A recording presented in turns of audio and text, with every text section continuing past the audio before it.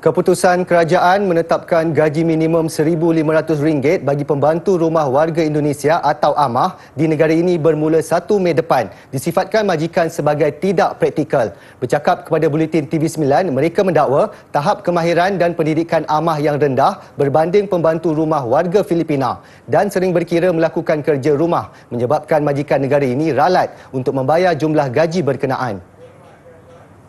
Menurut Datin Sri Muzrina Mustafa yang pengalaman mempunyai pembantu rumah warga Indonesia selama 14 tahun, gaji yang ditawarkan perlu setimpal dengan kebolehan pembantu rumah. Beliau mendakwa meskipun mengambil pembantu rumah daripada ejen, itu bukan jaminan AMAH yang diterima berkemahiran seperti yang ditawarkan. Malah beliau sendiri pernah berhadapan episod mengajar AMAH berulang kali namun masih tidak efisien. Kerja makin lama makin sambil lewa, kan mengemas dan dia awal tu you akan nampak. So of course you boleh bayar. Selepas 2 tahun you dah nampak something. Lepas tu minta benda macam-macam lah. Dengan gaji 1,500 nak disamakan dengan AMAH kita sekarang daripada warga asing ni, saya rasa tak patut.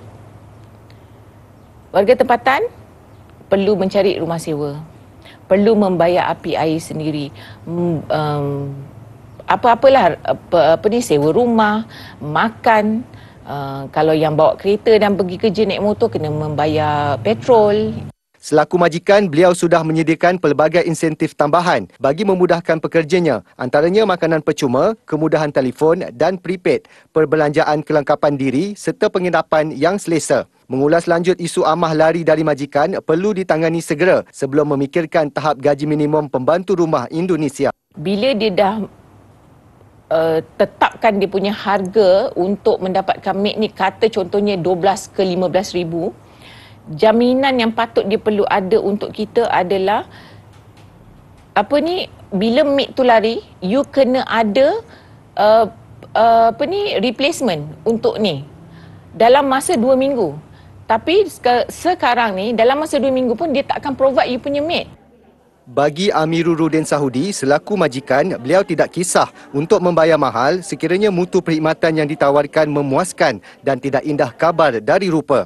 Kerana saya pernah lihat sendiri pembantu rumah dari Filipina yang melakukan kerja-kerja di rumah ibu mertua saya. Memang kerjanya sangat teliti, mereka committed, bersih, dan kalau diperuntukkan katalah 2 jam membasuh lantai ataupun mencuci bilik air, memang 2 jam tu memang akan lakukan. Ini ada majikan yang sanggup bayar tinggi kerana mutu perkhidmatan mereka dan juga mentaliti mereka dan juga sikap mereka terhadap majikan. Pada 1 April lalu, kerajaan Indonesia dan Malaysia mencapai kesepakatan penyelesaian draft memorandum persefahaman MOU. Penetapan gaji minimum RM1,500 akan dikenakan ke atas majikan Malaysia bagi melindungi pekerja domestik atau AMAH Indonesia.